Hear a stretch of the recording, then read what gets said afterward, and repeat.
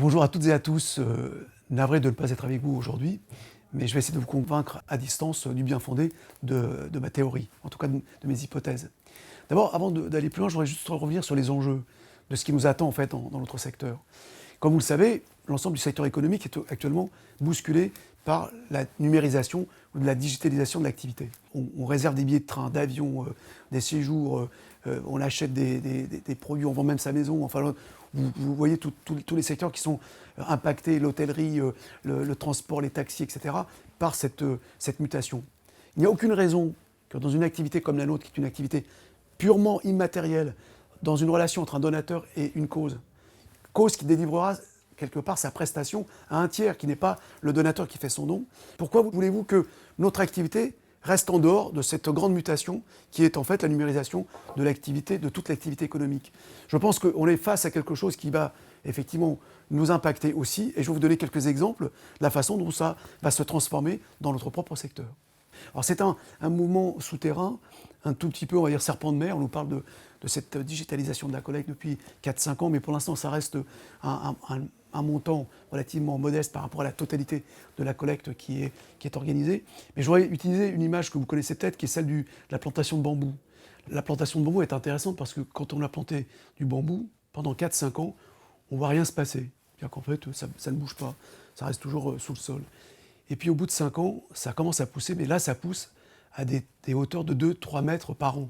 Donc on a tout d'un coup une espèce d'invasion, une espèce de profusion de branches de bambou qui, a priori, était juste silencieuse pendant 4-5 ans. Et je crois que ce qui nous attend dans le secteur en matière de collecte, que certains de mes amis appellent générosité embarquée, je crois que c'est vraiment le bon terme. Je crois que c'est Pierre-Emmanuel Grange qui utilise souvent cette expression de microdon, qui a résumé en quelque sorte ce qui va se passer dans l'usage quotidien d'un certain nombre d'outils que l'on utilise aujourd'hui pour faire tout un tas d'actes de toutes sortes, s'informer, donner, enfin s'informer, acheter, et j'espère demain donner de manière d'autant plus importante.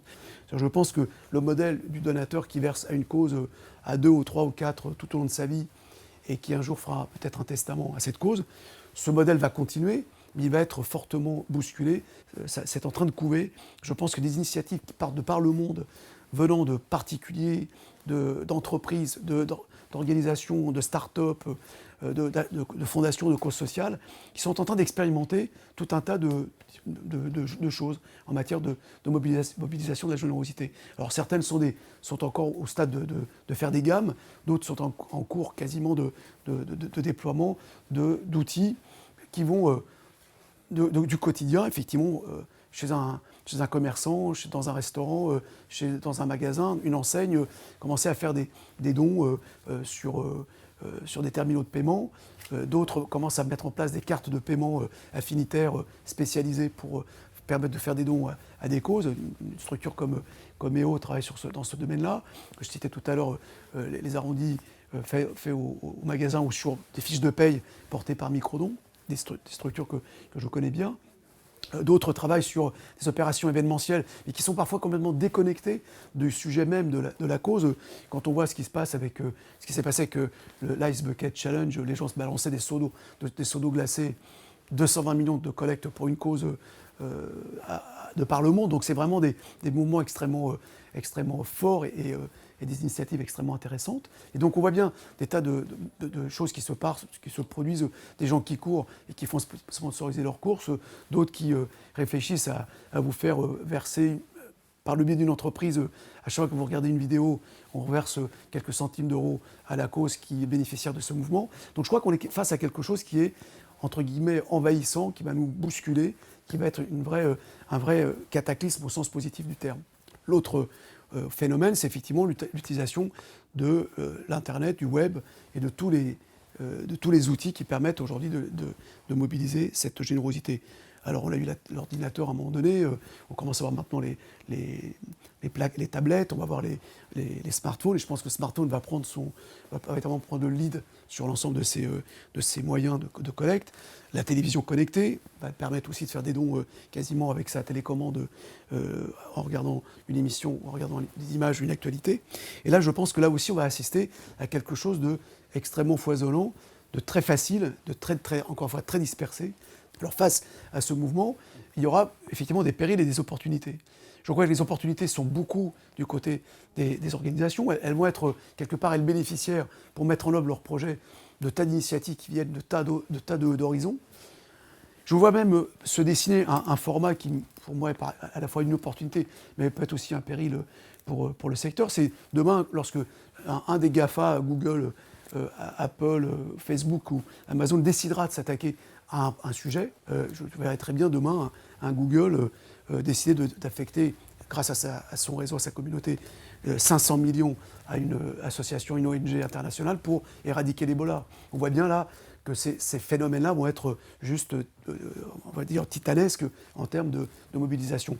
Sur le secteur des intermédiaires, les agences, les prestataires techniques, c'est la même chose. Si elles ne prennent pas rapidement ce tournant, même si aujourd'hui on est encore dans un mouvement souterrain, ça va devenir très vite très compliqué de s'affronter en fait à ces basculements digitaux de la collecte.